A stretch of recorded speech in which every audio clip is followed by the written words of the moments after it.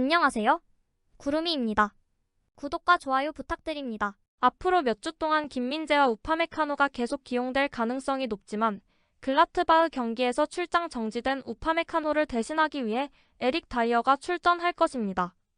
둘 다 이번 시즌에 눈부신 발전을 이루었고 비판을 받았던 시기도 잘 이겨냈다고 평가받고 있습니다. 반면 다이어의 출전 시간은 고작 215분으로 이번 경기를 기회로 만들어야 합니다. 바이에른에서 다이어 후임을 정했다는 소식도 있습니다. 랑스의 케빈 단소가 그 주인공으로 시장 가치는 2,500만 유로로 추산됩니다. 단소는 지난 여름 AS 로마로 이적을 원했는데 의무 건강검진 이후 이적이 취소되었고 심장 문제로 인해 몇 주 동안 출전하지 못하고 있습니다. 노이어는 갈비뼈 부상에서 회복되어 글라트바흐와의 경기에 복귀할 예정입니다. 페레츠 키퍼는 훈련 중에 신장 손상을 입은 후 병원으로 이송되었습니다. 바이에른은 다니엘 페레츠가 최소 2주 동안 결장할 것으로 예상합니다. 바이에른은 자말 무시알라가 독감으로 인해 계속 결장하며 글라트바흐와의 경기 전 팀과도 함께 훈련할 수 없을 것이라고 발표했습니다.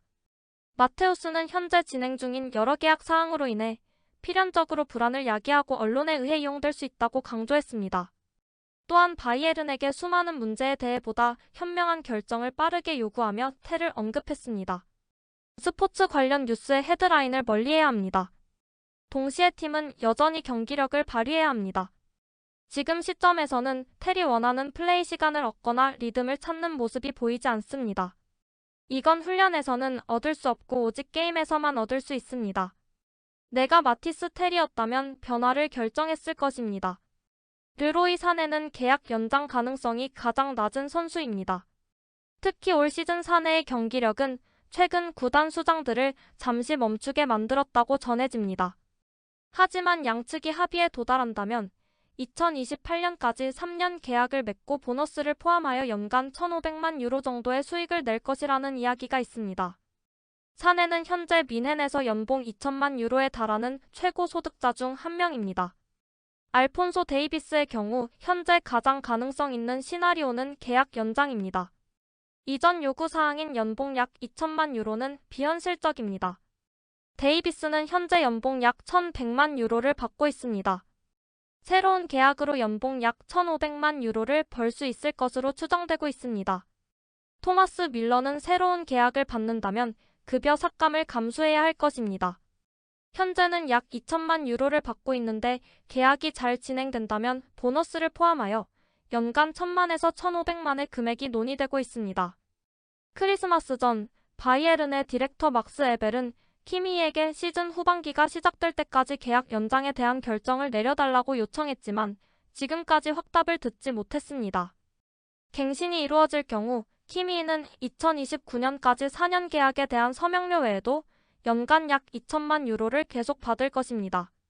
클럽은 처음에 급여 삭감을 고려했지만 선수의 폼과 거의 부상을 입지 않는다는 사실을 감안해 이를 철회했다고 합니다. 키미는 리버풀, 맨시티, 레알 마드리드, 바르셀로나, 파리 생제르맹이 관심을 갖고 있습니다.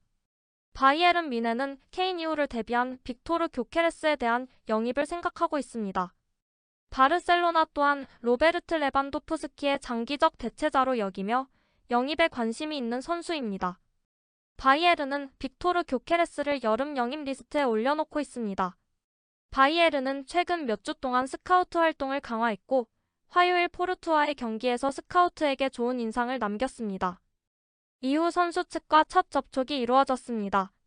스트라이커 빅토르 교케레스는 지구상에서 가장 큰 재능 중 하나로 불리고 있으며 이번 시즌 스포르팅에서 단 17번의 리그 출전에서 21골을 넣었고 지난 시즌에는 29골로 최고 득점자에 올랐습니다. 바이에른의 관심 선수 중 하나였던 마르무시는 맨체스터 시티로 향하게 되었습니다. 마르무시는 오늘 맨시티와 구두 합의에 도달했습니다. 개인 조건은 모두 합의되었고 즉시 이적하고 싶어 합니다. 프랑크푸르트는 8천만 유로를 요구했고 늦어도 주말까지 첫 오퍼를 기대하고 있습니다.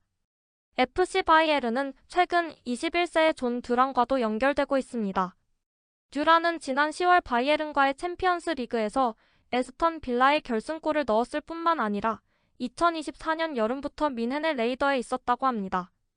듀란은 2023년 겨울 시카고 파이어에서 에스턴 빌라로 1,700만 유로에 이적했으며 2028년까지 계약되어 있습니다. 현재 시장 가치는 4천만 유로로 추정됩니다. 하지만 캐치 오프 사이드에 따르면 약 7천만 유로에 해당하는 금액이 필요합니다. 듀란은 올 시즌 26경기에서 12골을 넣었고 전형적인 센터 포워드이지만 드리블 능력, 속도, 팀 동료들에게 기회를 만들어내는 능력으로도 깊은 인상을 남겼습니다. FC 바이에른은 내년 여름에 윙 포지션을 채울 계획이며 도르트문트의 윙어 제이미 기튼스도 주시하고 있는 것으로 보입니다. 인상적인 골 득점 능력을 갖춘 제이미 기튼스는 바이에른이 필요로 하는 특성을 정확히 갖추고 있다고 합니다. 하지만 파브리치오 로마노에 따르면 BVB는 기튼스를 뮌헨으로 넘길 의사가 없는 것으로 보입니다. 그러나 도르트문트 경영진은 다른 구단들의 이적 공세를 버티기는 어려울 것으로 내다보고 있으며 여름에 기튼스를 보낼 가능성이 높다고 합니다. 로마노는 매우 어려운 이적 포커가 될 것이지만 바이에른의 콤파니와 막스 에벨은 20세의 젊은 영국인의 열렬한 팬이며 윙자리의 이상적인 보강자로 보고 있다고 합니다. 기튼스는 시장 가치가 5천만 유로인데 BVB는 1억 유로에 가까운 금액을 요구했습니다. FC 바이에른의 선수단에는 현재 중앙 수비수 3명만 포함되어 있으며 여름에 에릭 다이어가 떠날 가능성이 높아 보입니다. 바이에른의 수비는 김민재와 우파메카노로 탄탄하지만 둘 중 한 명이 부상을 당하면 대안이 없는 상태입니다. 바이에른은 마음만 먹는다면 센터백 조나단 타를 영입할 수 있을 것 같습니다. 최근 스페인에서 보도된 것과는 달리 타와 바르셀로나 사이에는 아직 개인적인 합의가 없는 것으로 보도되고 있습니다. 아직 결정된 것은 아무것도 없습니다. 저는 레버쿠젠에서 성공하는 데 전적으로 집중하고 있습니다. 곧 결정을 내릴 것이며 결정이 내려지면 알려드리겠습니다. FC 바르셀로나의 아라우조 또한 김민재와 우파메카노의 보완자로 거론되고 있습니다. 유벤투스, 아스널, FC 바이에른이 관심을 표명했습니다. 특히 빈센트 콤파니는 25세의 이 선수의 열렬한 팬이며 그를 김민재와 우파메카노의 이상적인 보완자로 보고 있습니다. 콤파니 부임 전 토마스 투엘 또한 아라우조를 뮌헨으로 데려오고 싶어 했을 것입니다. FC 바르셀로나는 현재 재정적인 문제를 겪고 있기 때문에 아라우조를 6천만에서 8천만 유로 사이의 이적료로 내보낼 의향이 있습니다. 파브리치오 로마노에 따르면 유벤투스는 이번 겨울에 영입하기를 원하며 최우선 이적 목표로 지명했습니다. 아라우조가 겨울 이적을 거부하기로 결정하면 여름에 바이에른의 거래 가능성이 더욱 뜨거워질 수 있습니다. 구독과 좋아요는 제작하는 데 큰 힘이 됩니다. 감사합니다. 다음에 또 보아요.